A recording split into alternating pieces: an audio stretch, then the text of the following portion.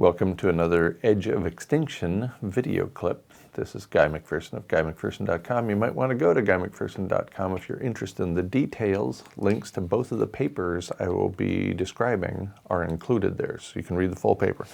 First one is from today, January 8th, 2021.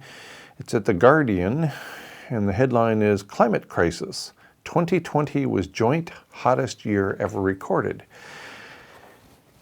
The story goes on, despite a 7% fall in fossil fuel burning due to coronavirus lockdowns, heat-trapping carbon dioxide continued to build up in the atmosphere, also setting a new record.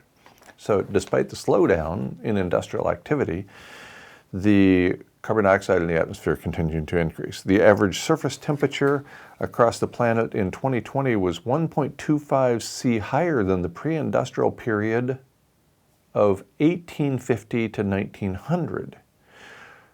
So the baseline, it shifted 100 years from 1750 to beginning in 1850, and still it's 1.25 C warmer than that relatively recent baseline. And remember, it was the Advisory Group on Greenhouse Gases that indicated during their final year of existence, October of 1990, that 1 degree was the absolute upper limit. It was David Spratt coming along quite a few years later indicating we had triggered many self-reinforcing feedback loops at 0.5 degree. In any event, second paper I wanted to bring attention to is a draft by Hansen and Sato.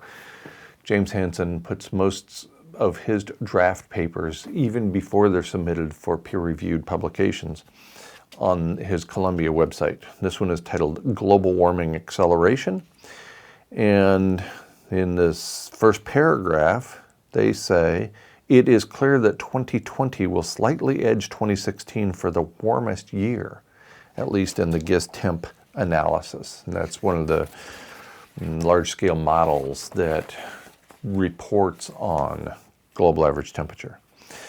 Toward the end of the article, remember the cry of the climate deniers? Many of them were counting on the sun to go into a new prolonged Maunder minimum. And I've been reading and hearing about this pretty much every day for the last 15 years. It turns out, on the contrary, we're now entering the next solar cycle. Solar minimum was late 2019. The predictions from some solar models are that the upcoming maximum will be a strong one. So no more waving that Maunder minimum bullshit flag around here anyway. We're headed into the warming period if you're going to focus on cycles, which at this point seems a little ridiculous given the number of self-reinforcing feedback loops we have triggered. At the edge of extinction, only love remains.